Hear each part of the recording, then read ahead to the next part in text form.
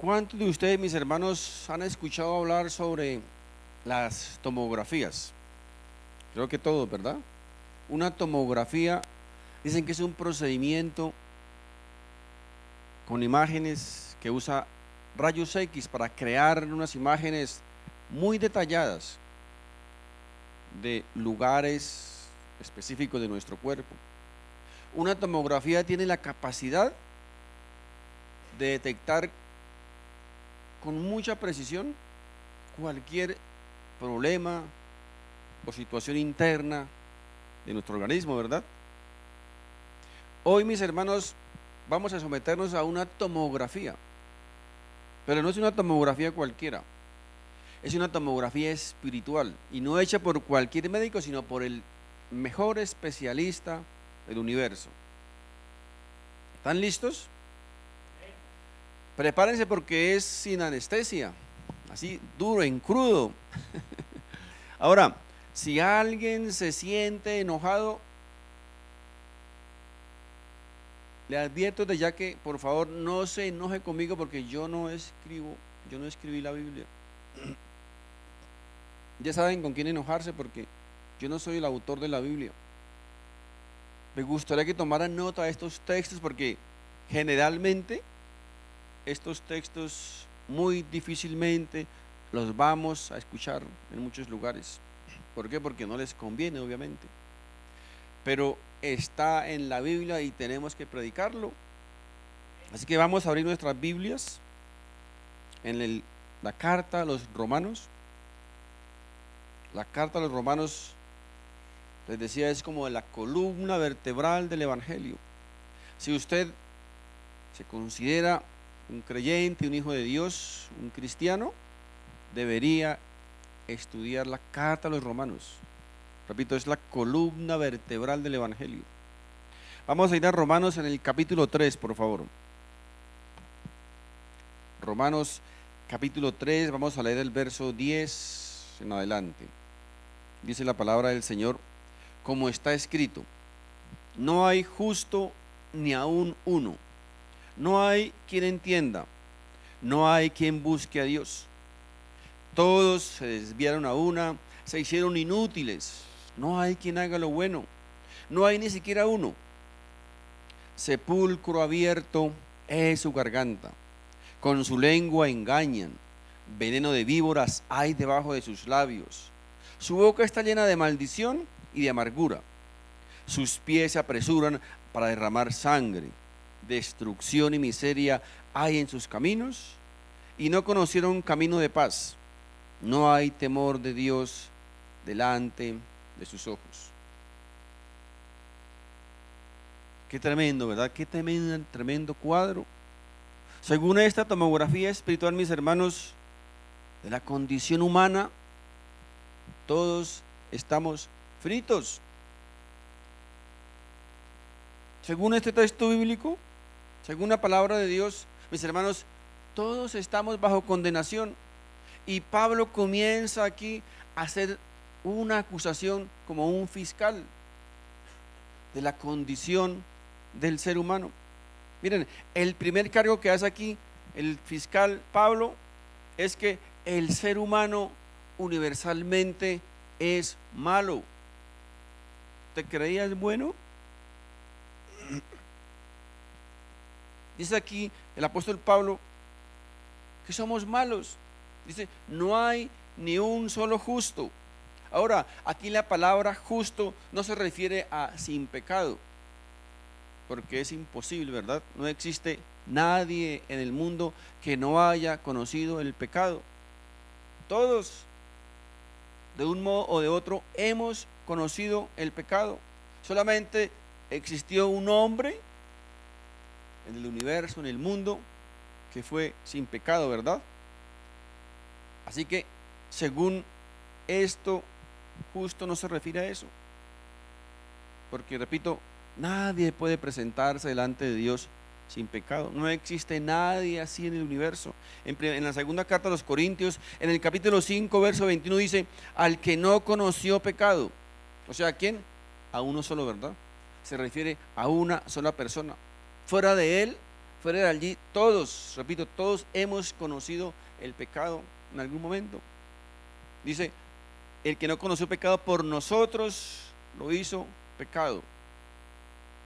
El sustituto, ¿verdad? La doctrina, sustitución. Por nosotros lo hizo pecado, para que nosotros fuésemos hechos justicia de Dios en él. Ahora, yo sé que existen algunas personas en el mundo que son mejores que otras. ¿Se han dado cuenta de eso? Por ejemplo, si comparamos a la Teresa de Calcuta con Pablo Escobar, hay una distancia enorme, ¿verdad?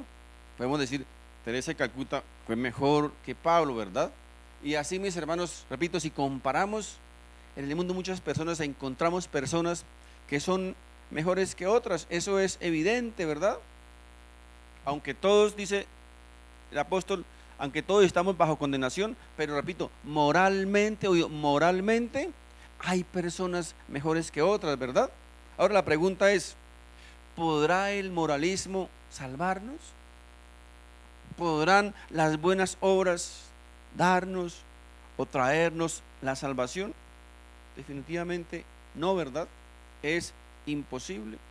Ellos se pueden presentar como muy buenos, como muy santos, como moralmente mejores que otros, pero mis hermanos, jamás la moral podrá llenar o alcanzar el estándar de Dios. Es totalmente imposible. Así que dice el apóstol Pablo, todos hemos pecado, unos obviamente más que otros, pero todos estábamos destituidos ¿de quién? De la justicia de Dios. Permítanme explicárselo con un ejemplo. Supongamos que hay que cruzar un lago de unos 15, 20 metros de largo. El hombre tiene que cruzar al otro lado. Entonces comienzan a saltar. Salta el primero, saltó 2 metros. Salta el segundo, 5 metros. El otro, 7 metros. El otro, 10 metros. Pero ¿sabe qué? Todos van a caer al lago, ¿cierto? Aunque unos hayan saltado más que otros, todos van a caer, porque ninguno puede alcanzar el estándar de la anchura de ese lago. Repito, aunque salten más que otros, por más que algunos se esfuercen, por más que algunos procuren ser mejor que otros, mis hermanos, repito, nadie jamás podrá alcanzar el estándar de Dios con sus propios medios, con sus propias fuerzas. Nadie podrá alcanzar la gloria de Dios por sus propios medios. Yo, por ejemplo, les cuento, yo era un hombre desde temprana edad muy religioso. Era de los que me gustaba rezar el rosario, hacer nuestras oracioncitas. Cementerio que veía por ahí, iba al cementerio a rezar por los muertos, pidiendo plegarias. Esa, mis hermanos, era mi buena obra, pero hacía después 100 malas. Y la pregunta es, ¿de qué podría servirme eso? Nadie, repito, nadie, mis hermanos, por más bondadosos que pretendamos ser, podemos alcanzar la medida de Dios. En Romanos 3:23 dice, por cuanto todos pecaron y están destituidos de la gloria de Dios. Y ese todos aquí se incluye a todos los seres humanos, nacidos y por nacer. Porque resulta, mis hermanos, que cuando nace un bebecito, por más tierno que sea, por más amoroso que sea, por más lindo que sea, ¿saben qué? Viene con un problema, ¿sabían? Viene contaminado de pecado. Nace contaminado de pecado, es decir, con esa tendencia a hacer lo malo. La pregunta es, ¿quién enseña a un niño pequeñito a decir mentiras? ¿Quién enseña a un niño pequeñito a ser egoísta? Mis hermanos, nadie necesita enseñarle a decir mentiras. Nadie necesita enseñarle a ser egoísta. Tenemos que enseñarle lo contrario, ¿verdad? Tenemos que enseñarle a no ser mentiroso, a no ser egoísta. ¿Saben por qué? Porque ese niño, mis hermanos, trae eso de fábrica. nacemos con esa inclinación al mal, al pecado. Así que mis hermanos, aquí la primera imagen de nuestra tomografía espiritual es que todos somos malos, que los seres humanos somos malos, dice aquí el fiscal. Veamos la imagen número 2. Dice,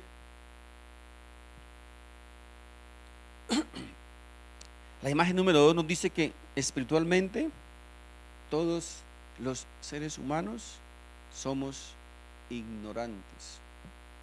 ¿Sabían eso? Yo soy intelectual, soy sabio.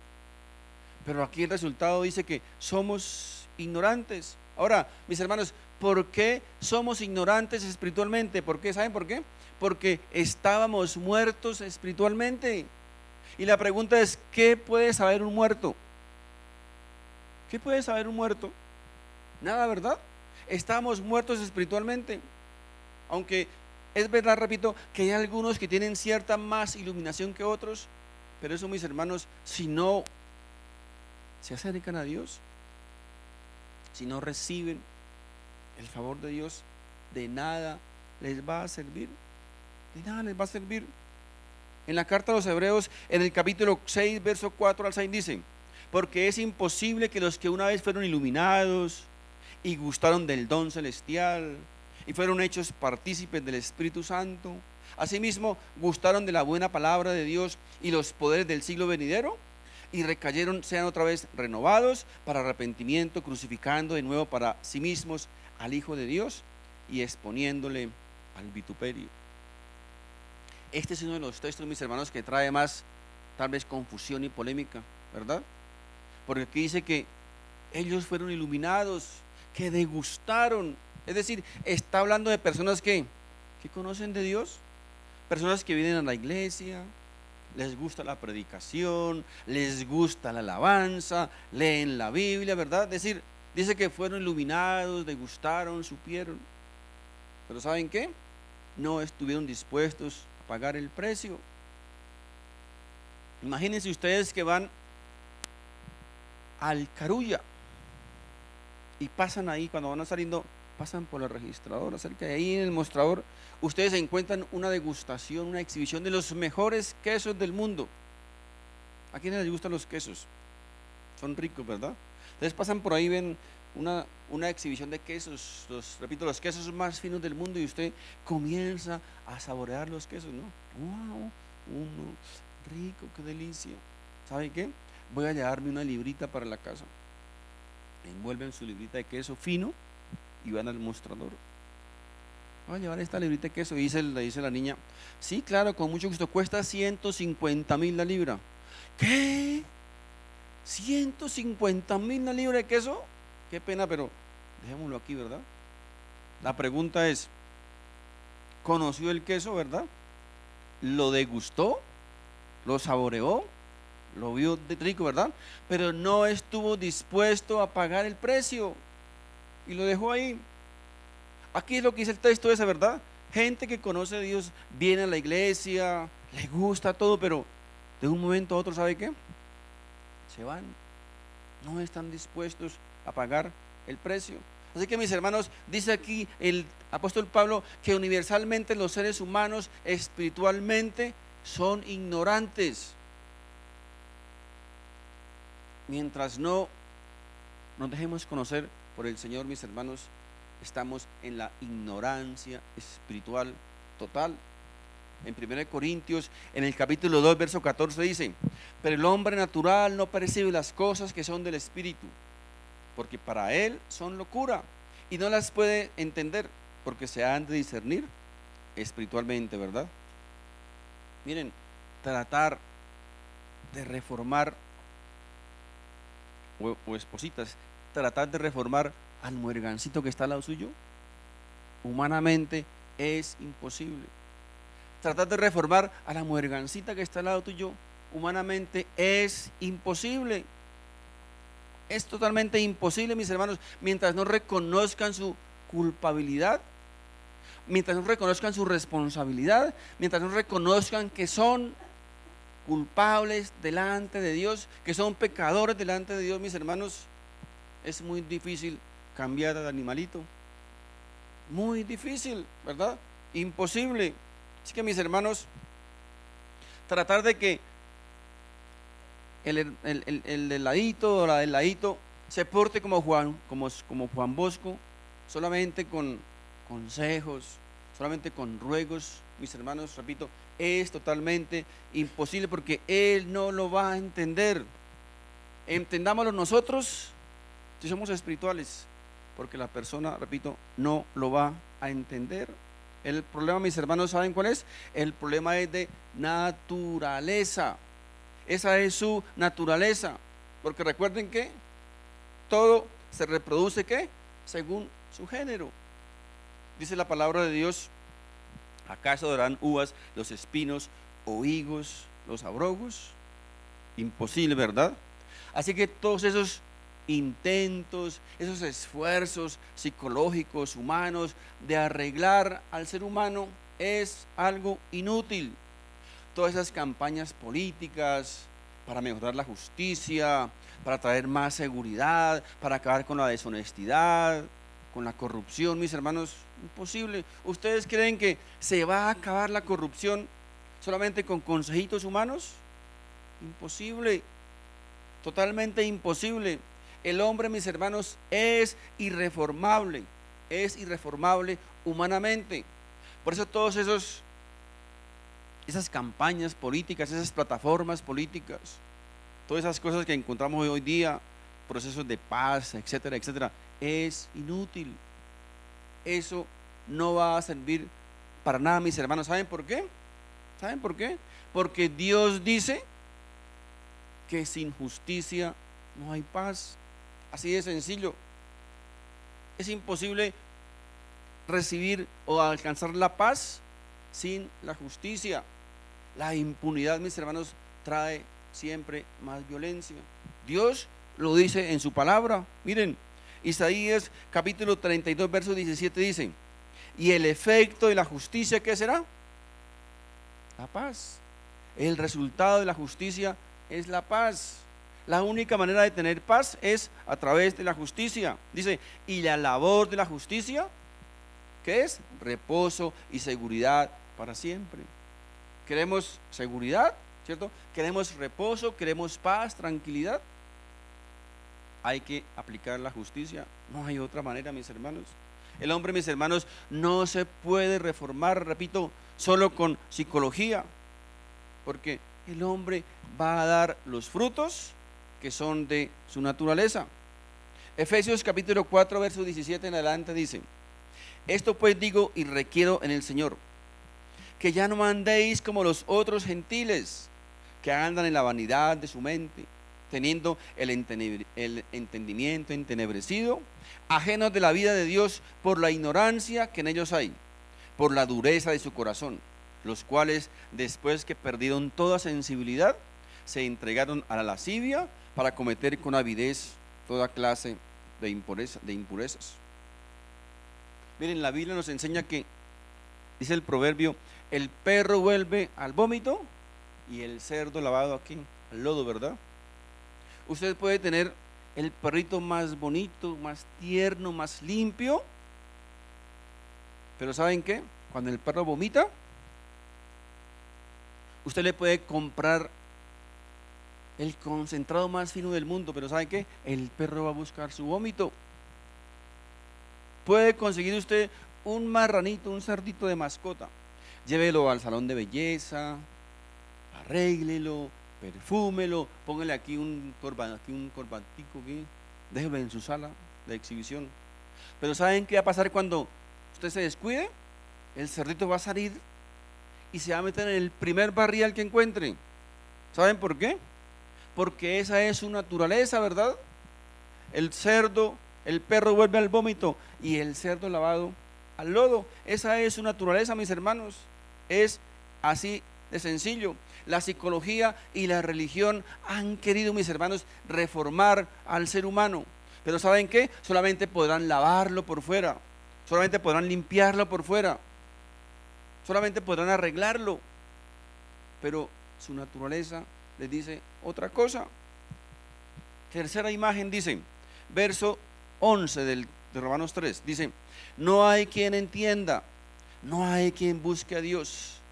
Fíjense, no hay quien busque a Dios. Mis hermanos, el ser humano, el hombre es rebelde por naturaleza. Obviamente algunos pueden refutar, no, pero ¿cómo así? Eso no es así. Hay gente que sí busca a Dios. ¿No ve que existen 9.900 religiones en el mundo? ¿No se han dado cuenta cómo dicen los musulmanes buscan a Dios? Mis hermanos, escuchen muy bien esto. La religión no es más que el intento inútil del hombre de encontrar a Dios. Tengan en cuenta, las religiones son el intento inútil del hombre de buscar a Dios, de alcanzar a Dios. Entonces, pregunta, ¿cuál es la religión verdadera, mis hermanos? Ninguna.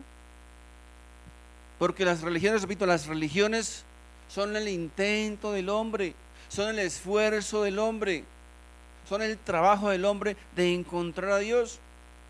Porque el hombre es malo por naturaleza. Entonces la pregunta es, si el hombre es malo por naturaleza, ¿qué podrá salir del hombre? ¿Cuáles serán esos esfuerzos para que el hombre pueda alcanzar a Dios? Mis hermanos, les recuerdo que de todas las religiones del mundo, todas, incluyendo la tradicional,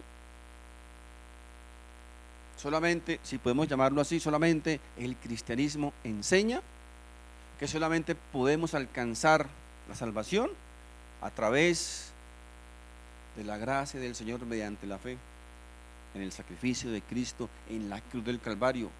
Todas, sin excepción, todas las demás religiones del mundo enseñan que nosotros podemos buscar a Dios, alcanzar a Dios a través de nuestros esfuerzos. Dicen algunos, bueno, por fe sí, pero también con mi esfuerzo y con mi trabajo. Ahora, la pregunta es, ¿por qué por obras? Porque recuerden, la religión es el intento inútil del hombre de alcanzar a Dios a través de sus fuerzas, a través de sus obras. Miren, mis hermanos, ¿saben qué hace la religión? La religión es como una especie de vacuna. La religión es tomar un poquito de Dios,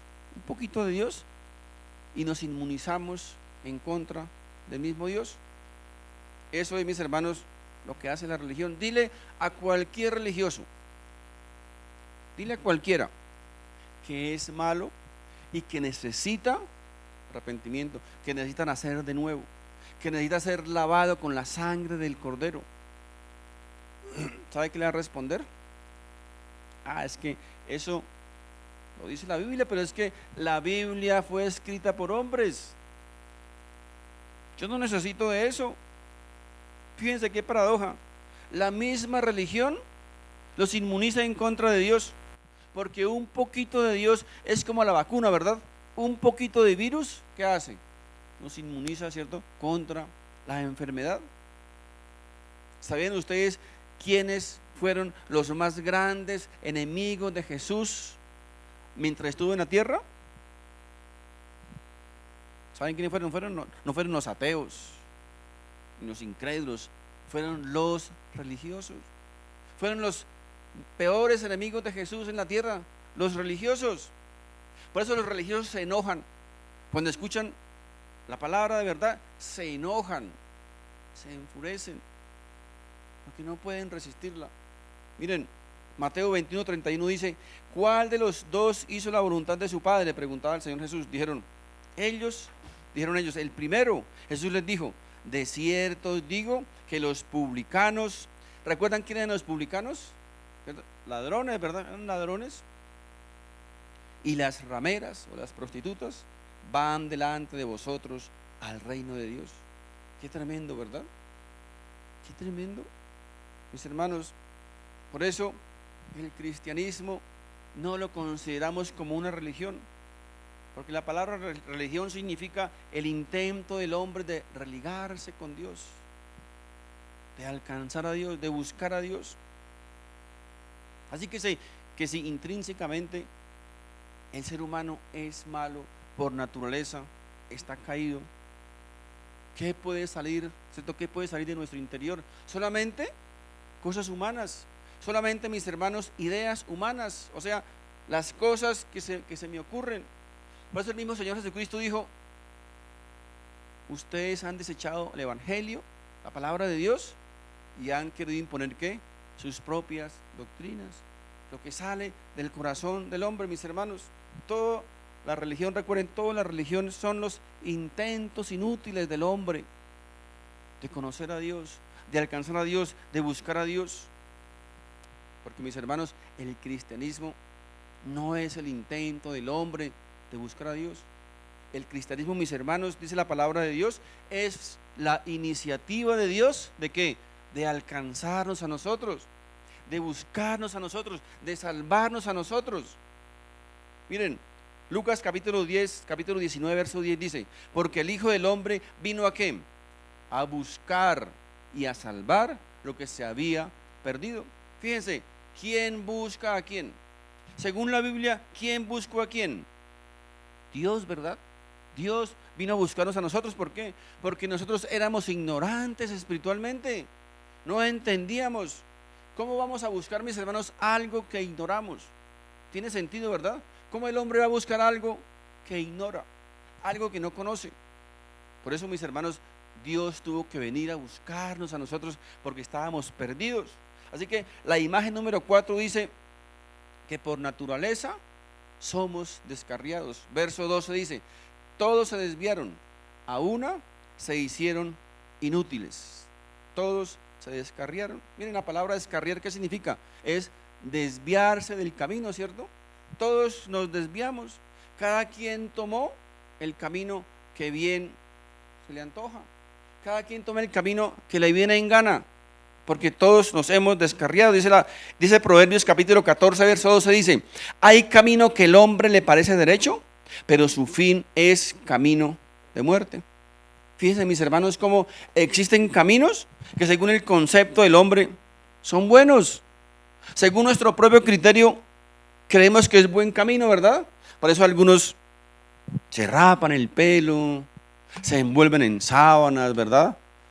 Dejan de comer carne, brincan, saltan, y ellos creen que están en lo correcto.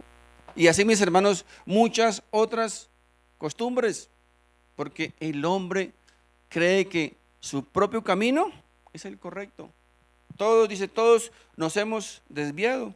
Isaías capítulo 53, verso 6 dice: todos nosotros nos descarriamos como ovejas, cada cual se apartó por su camino, mas Jehová cargó en él el pecado de todos nosotros.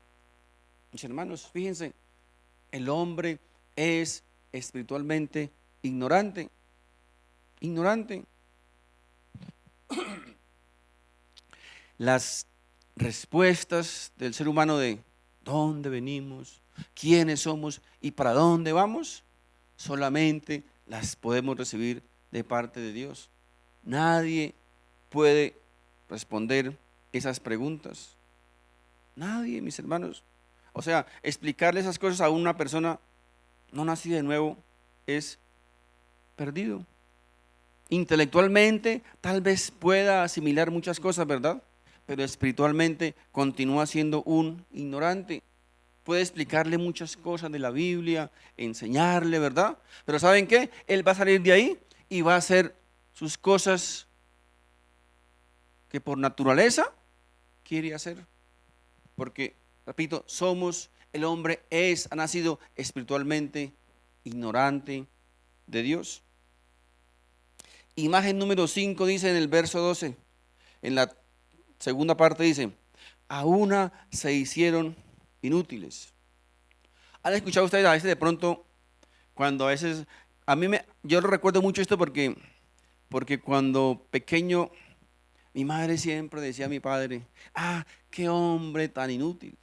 ¿Han escuchado eso? Este hombre sí que es inútil, esta mujer sí que es inútil. Pero resulta que según la Biblia, mis hermanos, ambos son un par de inútiles. Son inútiles, mis hermanos, ineptos. Eso da a entender en su original como algo como que se descompone, algo como que no sirve, como que se va a dañar. Miren, mis hermanos, una de las proezas que ha alcanzado el hombre intelectualmente, ¿saben qué es? Enseñar que nosotros venimos de los gorilas. Esa es una de las grandes proezas del intelecto humano, ¿verdad? La pregunta es, ¿qué esperaríamos, verdad? ¿Qué puede esperar que salga del corazón del ser humano? De un corazón malo y perverso, inútil, ignorante. ¿Qué podemos esperar, mis hermanos? ¿Qué esperaríamos? Era imposible que llegasen a tener conocimientos o pensamientos más elevados. Hasta allí tal vez les alcanzó su pensamiento, mis queridos hermanos. Y entonces que todas las universidades del mundo comenzaron a enseñar esto, ¿verdad? Era la revolución. Venimos de los gorilas, venimos de los monos. Y entonces cuando el joven va a la universidad y escucha ahí al profesor, al illuminator, profesores ateos, incrédulos, escuchan esas cosas, dicen los jóvenes, dicen, creen que alcanzaron el cielo con las manos. No, eso es la última revelación. ¿Saben ese profesor qué es para Dios? ¿Saben qué dice la Biblia que es? Es un tonto. Porque dice la Biblia, dice el tonto en su corazón, no hay Dios. Y la gente creyéndole a los tontos. Es increíble, mis hermanos. Por eso dice la Biblia que todos somos un montón de inútiles. Eso dice la Biblia, o sea, tal vez no nos gusta eso, pero eso es lo que arroja la tomografía espiritual del ser humano. Miren, en Juan capítulo 15, verso 16, dice, el que en mí no permanece será echado fuera como pámpano y se secará, y los recogen y los echan al fuego y arden. Inútiles. Imagen número 6 dice, el hombre por naturaleza es corrupto. Ahí en el mismo texto, en el verso 12, en la tercera parte dice, no hay quien haga lo bueno, no hay ni siquiera uno. Es increíble, ¿verdad? Esto es como la repetición del verso 10. Por naturaleza, recuerden, por naturaleza el ser humano, el hombre es corrupto. Dice, no hay quien haga lo bueno, ni siquiera uno. Por eso, mis hermanos, los gobiernos están como están. Por eso estamos viviendo como estamos viviendo. Y cada día las cosas, mis hermanos, cada día las cosas se van a deteriorar más. ¿Se han dado cuenta, mis hermanos, cómo la naturaleza tiende cada día a descomponerse? ¿Cierto? ¿Se han dado cuenta de eso? Que las cosas con el tiempo tienden a estar peor. Por eso, mis hermanos, esa teoría de la evolución es irracional, totalmente irracional. La evolución enseña que las cosas vienen de imperfectas a lo perfecto. Es absurdo, ¿cierto? ¿Cómo las cosas van a venir de lo imperfecto a lo perfecto? Es lo más tonto que a alguien se le puede ocurrir, porque, mis hermanos, el sentido común nos enseña, nos muestra que las cosas con el tiempo, por el contrario, tienden a ¿qué? A dañarse, tienden a deteriorarse. Pero los evolucionistas dicen que no, que es lo contrario, que las cosas con el tiempo van a estar mejores. Miren, deje un jardín solo, sin arreglarlo, sin hierbarlo, sin podarlo. A ver, la pregunta es, ¿ese jardín estará mejor con el tiempo? Deje su casa sola, abandonada un tiempo, a ver, ¿será que cuando usted regrese la casa va a estar mejor? Mis hermanos, los dedos mohosos del tiempo van a coger esa casa y la van a destruir. Porque, mis hermanos, no es como los evolucionistas dicen, que las cosas con el tiempo van a estar mejores. No, es lo contrario. Las cosas con el tiempo van a estar peores. ¿Quieren una prueba irrefutable? Tomen una foto de ustedes de hace 30 años, 40 años. A ver, la pregunta es, ¿están más bonitos ahora? ¿Estamos más bonitos? ¿Estamos más jóvenes? ¿Cierto? ¿Menos arrugados? ¿Más atléticos? Mis hermanos, no tiene sentido, ¿verdad? No tiene sentido. Las cosas con el tiempo tienden a dañarse, tienden a deteriorarse. Y la sociedad, mis hermanos, cada día se corrompe más. Porque dice la Biblia que el hombre por naturaleza es corrupto. Es corrupto. Ahora dicen algunos, pero es que yo conozco abogados honestos. Yo conozco gente buena. Claro, claro que existen, repito, recuerden, existen personas moralmente mejores que otros, pero esos son solamente rasgos morales. Son rasgos morales, mis hermanos, y eso jamás, recuerden, jamás va a llenar el estándar de Dios para alcanzar la salvación. Jamás, mis hermanos. ¿Saben qué es lo triste de todo esto? Lo triste que conocemos personas que no conocen de Dios y se portan mejor que muchos que la pasan en encuentros, que muchos que hablan en lenguas, que muchos que decretan. Es muy triste, ¿verdad? Repito, ver personas que no conocen de Dios y su comportamiento, su vida moral es mejor que muchos que dicen ser cristianos. Pero la respuesta es que, mis hermanos, eso jamás podrá justificar el pecado del hombre delante de Dios.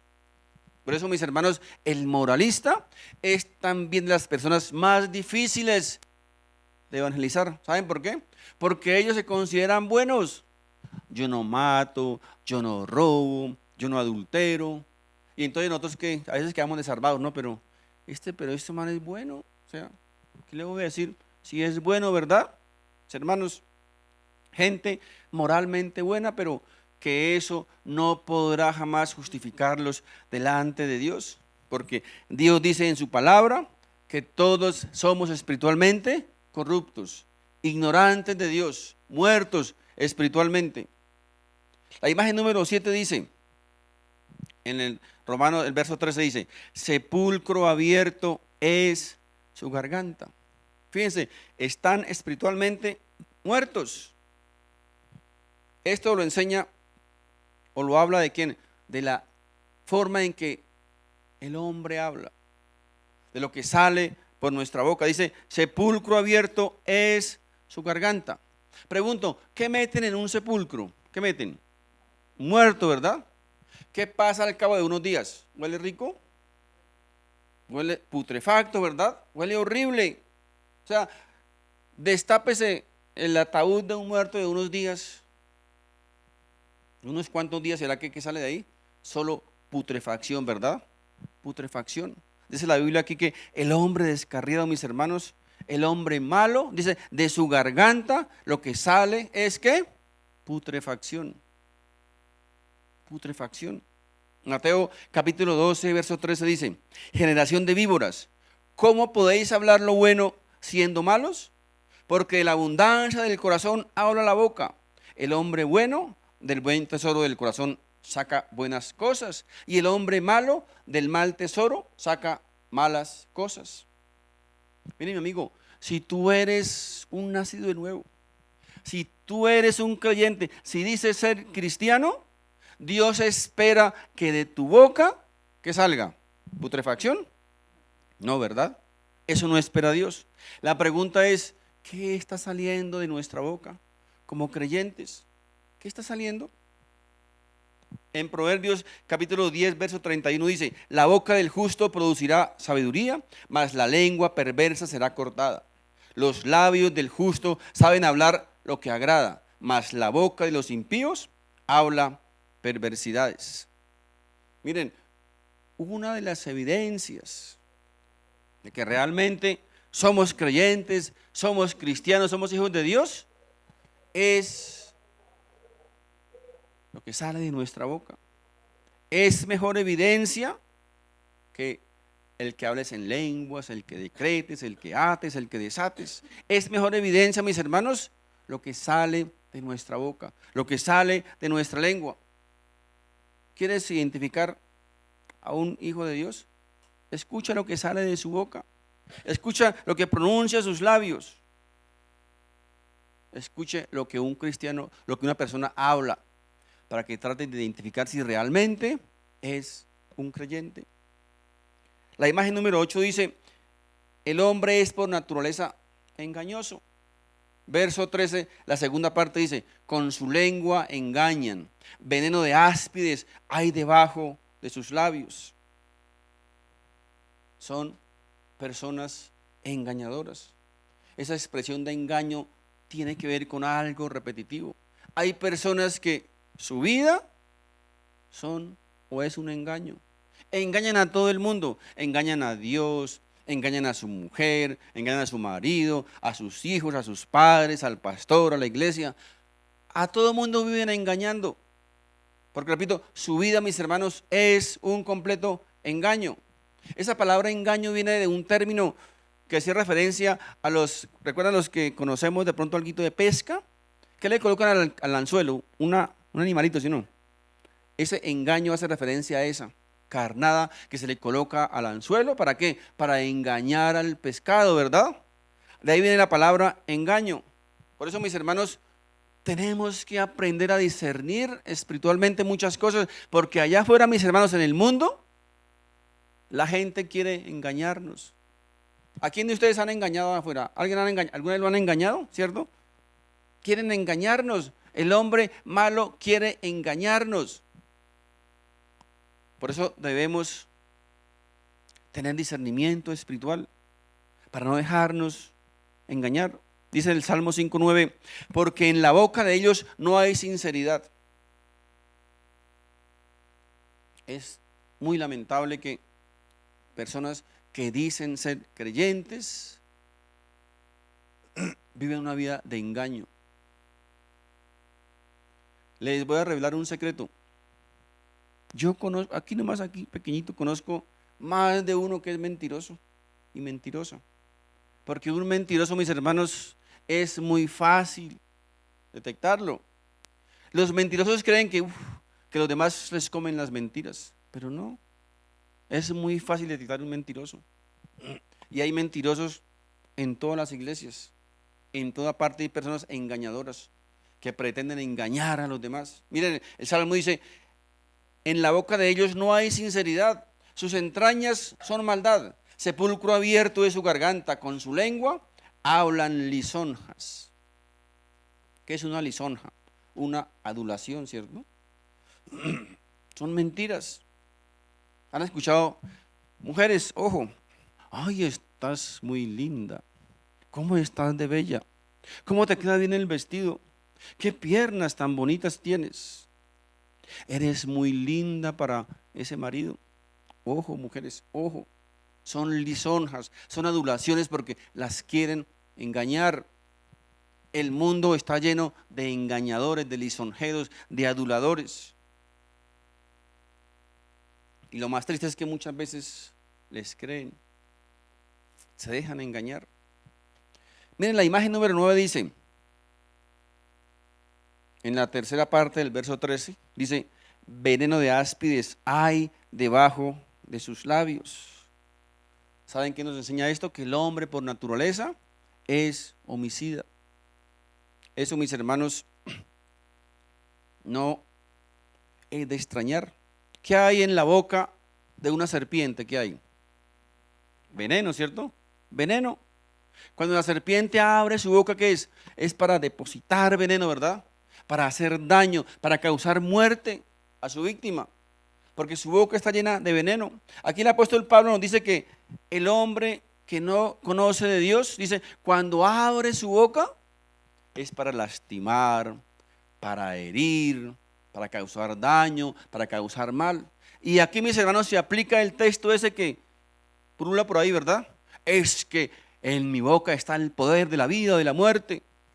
A esto es que se refiere, mis hermanos, este es el poder que tiene la boca y la lengua del ser humano, de dañar, de lastimar, de herir.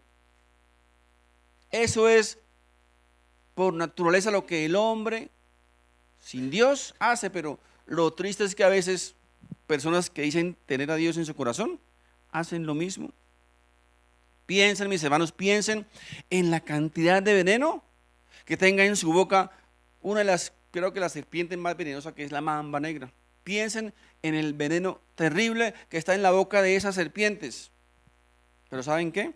Si nos dirigimos a un espejo y sacamos nuestra lengua, allí vamos a encontrar más veneno tal vez que la que está en la lengua de esa mamba negra. ¿Saben por qué? Porque la culebra lo único que puede hacer es matar, ¿verdad? Muerde y mata. Pero nosotros, mis hermanos, podemos dañar la reputación de una mujer, podemos dañar la honra de un hombre con nuestra lengua, por no darle el uso correcto y apropiado. Mis hermanos, una de las peores cosas que ocurre en las iglesias, digo en las iglesias, no, aquí no, aquí es especial. Decían, en las iglesias es la cantidad de chismes que corre por los pasillos. Personas dañando con su lengua al hermano, personas dañando con su lengua a la hermana, dañándoles su reputación, su honra.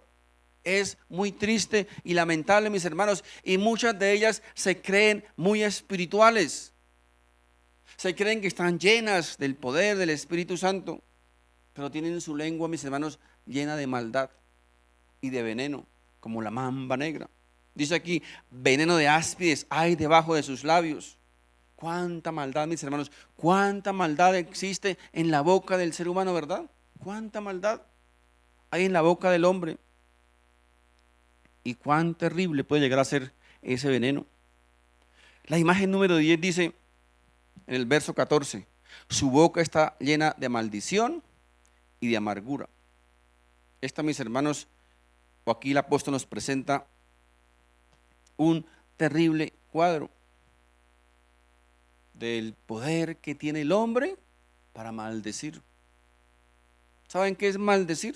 También, la misma palabra, maldecir, ¿verdad? O sea, hablar mal. Ustedes han notado que ese vocabulario o el vocabulario que usa el hombre, ya sea, mis hermanos, el más humilde jornalero, hasta el más encopetado y refinado profesor de la universidad, ¿cuál es su vocabulario? Por lo general, ¿verdad? Escuchamos un montón de vulgaridades por la boca de esas personas. ¿Y saben qué es lo triste? Que hoy día, por ejemplo, hoy día, entre más vulgar sea, entonces es más famoso. Y hasta les hacemos películas y novelas por ser más vulgar que los demás. Es triste y lamentable, mis hermanos. Imagen número 11 dice, en el verso 15 y 17 dice, sus pies se apresuran para derramar sangre, quebranto y desventura hay en sus caminos, y no conocieron camino de paz. Es un cuadro aterrador de la condición del ser humano. El hombre, dice aquí, el hombre no conoce camino de paz. Solo, mis hermanos, tenemos que observar el mundo alrededor. Tenemos que observar, mis hermanos, las noticias, los periódicos, todo lo que sucede a diario en nuestro país, para que podamos entender, mis hermanos, cuál es la condición del ser humano. El ser humano no anda, dice, no anda en caminos de paz. Es terrible lo que hay en el corazón del ser humano. Dice la imagen número 12, dice el verso 18, no hay temor de Dios delante de sus ojos. Esta, mis hermanos, es la última acusación. Y parece aquí que el apóstol Pablo resume todas sus acusaciones en esta. Dice, no hay temor de Dios. El hombre, mis hermanos, hoy día vive como si Dios no existiera. Y eso diría uno, que lo vea uno en los incrédulos, ¿verdad? En los ateos. Pero en personas, mis hermanos, que dicen amar a Dios, personas que dicen creer en Dios, personas que dicen ser creyentes, viven una vida sin temor de Dios. Viven como les da la gana. Vienen el domingo a la iglesia y salen de aquí y se olvidan que existe Dios. Es el cuadro, mis hermanos, del hombre. No hay, dice, no hay temor de Dios. Como si Dios, repito, no existiera. Por eso, mis hermanos, la urgente necesidad de acercarnos a Dios. Necesitamos acercarnos a Dios. Necesitamos dejarnos conocer por Dios. Miren, escuché un testimonio de un misionero que fue a la China. Un misionero que fue de aquí de América a la China. Van ustedes a ver ahora, van a escuchar ustedes lo que realmente es un verdadero hombre de Dios. Este hombre fue a la China a capacitar a un grupo de 22 líderes chinos, cristianos, obviamente en la clandestinidad porque ya está prohibido. Dice el evangelista o el misionero que él llegó a China y encontró 22 personas, hombres y mujeres. Se reunieron 3 días para capacitarlos. Dice que él tomó su Biblia y se la pasó a una señora para que leyera un texto bíblico. La señora tomó la Biblia y se la pasó a otra persona. Y ella comenzó a recitar no solo el verso, sino el capítulo completo de la Biblia de memoria. Y él dice que, o sea, dijo, wow. Y le pregunta a la señora, ven, ¿tú leíste todo el capítulo de memoria? Dijo, sí, me sé muchos capítulos de memoria. Y dice, ¿y cómo haces para memorizar tantos capítulos? Dice, es que en la prisión donde he estado hay mucho tiempo libre y allí lo ocupo para aprenderme la Biblia. Les preguntó a los 22, ¿cuántos de ustedes han estado en prisión? 18 levantaron la mano. De 22, 18 habían estado en prisión por ser cristianos. Él les dijo, bueno, si llegara la autoridad y los encontraron aquí, ¿qué pasaría? Le dicen, a usted lo deportarían mañana mismo para su país. Nosotros iríamos a prisión. Y le pregunto, ¿y allá en prisión hay Biblias? Le responde, muy poquitas veces tenemos acceso a una Biblia. Pero resulta que hay personas que por debajo de la puerta nos meten papeles con textos bíblicos. Y nosotros por eso debemos aprovechar al máximo para aprenderlos de memoria, porque cuando hay requisas, nos los quitan. El misionero les dijo, mañana parto para mi país, para América. ¿Por qué quisiera que oráramos por ustedes? Ellos dijeron, nosotros sabemos que en sus países la gente puede reunirse así, como estamos nosotros, pero con libertad. Pueden estudiar la Biblia, pueden leer la Biblia sin que nadie les diga nada. Le dijeron, nosotros queremos que usted ore para que nosotros un día seamos como ustedes. ¿Saben qué dijo el misionero? Yo no puedo hacer eso. Yo no voy a orar por eso. Porque ustedes gastaron 20 horas para llegar aquí a este lugar, para estar reunidos 3 días. Muchos de ustedes a pie, otros en trenes, otros en medios diferentes. En mi país, dice el misionero, en mi país la gente no le gusta ir a la iglesia. Yo no voy a orar por eso porque ustedes están aquí sentados en el piso, en bancos de madera. En nuestros países, si no hay sillas acolchadas y cómodas, la gente no vuelve. Yo no voy a orar por eso porque ustedes están aquí con este inclemente calor. En mi país, si no hay aire acondicionado, si no hay comodidades, la gente no vuelve. En mi país, si amanece lloviendo, la gente no viene a la iglesia. Decía el misionero, en mi país, si amanece haciendo frío, la gente no va a las iglesias. En mi país, si alguien amanece doliéndole una uña, la gente no va a la iglesia. Así que ¿cómo pretende que yo ore para que ustedes sean como nosotros? Vamos a orar más bien para que nosotros seamos como ustedes. Qué tremendo, ¿verdad? ¿Cuánto, mis hermanos, cuánto, mis hermanos, nos falta para ser verdaderos creyentes? Esos hombres allá, mis hermanos, esos son los verdaderos hombres de Dios. No los que ufanan de mansiones, de catedrales, de carros, de aviones y cosas por el estilo. Esos son los verdaderos hombres de Dios, que están dispuestos, mis hermanos, dispuestos a morir por su fe. Pero nosotros, mis hermanos, miren, nosotros, ay, que nos incomoden un poquito. Tenemos Biblias para votar y no la leemos. tenemos la libertad de reunirnos, de congregarnos, de hablar de Dios, de predicar el Evangelio, y no lo hacemos. La pregunta es, ¿será que estamos esperando que Dios nos lleve a esa condición? Eso es lo que tal vez estamos esperando, que lleguemos a esa condición para que muchos despertemos, mis hermanos, despertemos. Qué triste es que no valoremos lo que Dios nos ha regalado aquí en nuestros países. Qué triste. Mis hermanos, es urgente, es necesario acercarnos cada día más a Dios, conocer de Dios, buscar de Dios, porque es lo único que tiene valor en la vida. Las demás cosas, mis hermanos, un día las vamos a dejar aquí. Ahí se quedan. Por lo que hemos sufrido, llorado, esforzado, tantas cosas que hace el ser humano para tener, ¿cierto?, una cuenta en el banco allá. Ahí se va a quedar.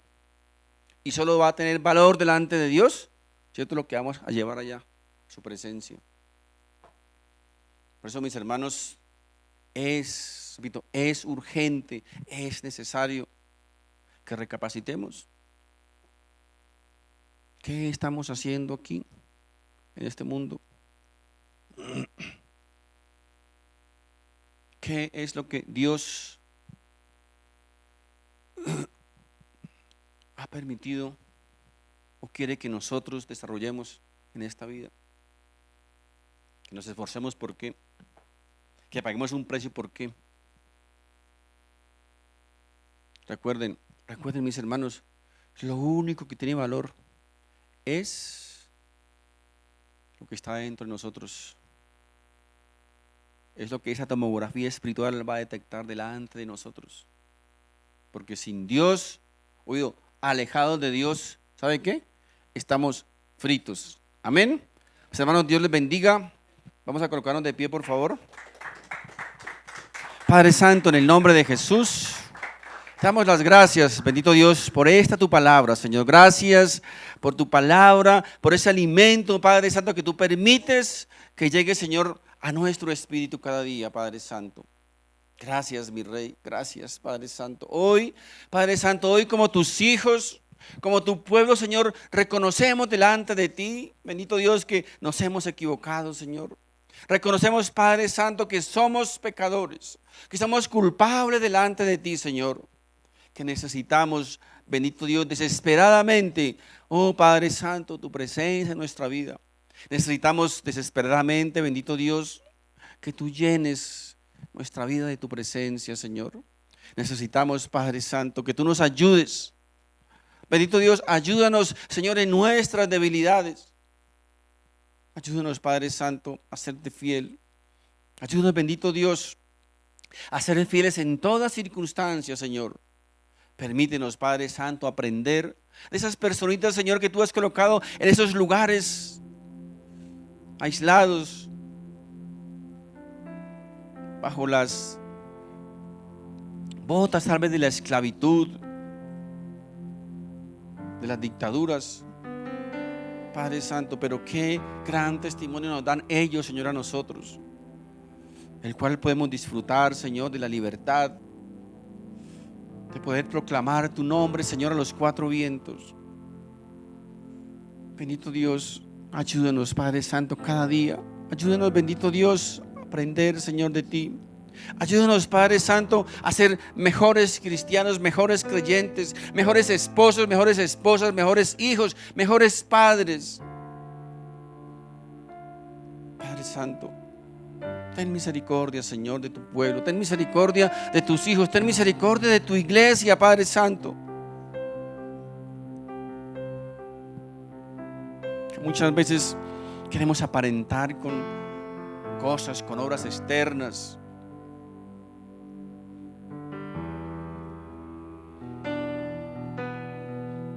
Cuando realmente, Señor, tal vez estamos caminando por otros caminos.